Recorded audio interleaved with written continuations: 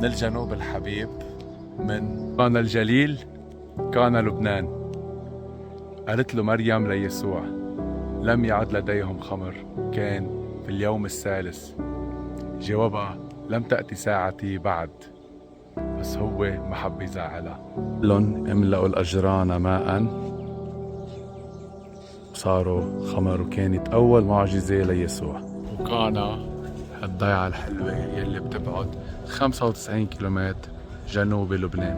كان العيش المشترك وطريق بتوصل على المغارة، وبقلب هالمغارة يلي بيقولوا فيها لجوا 40 متر.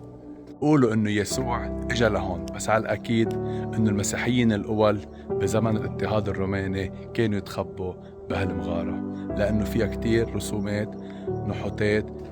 وهيدي المغارة من جوا، وإلى تكملة من هونيك. الله يحمي كانا، الله يحمي جنوب لبنان، والله يحمي لبنان. نتمنى منكم تزوروا هذا المكان المقدس. لازم تزوروه.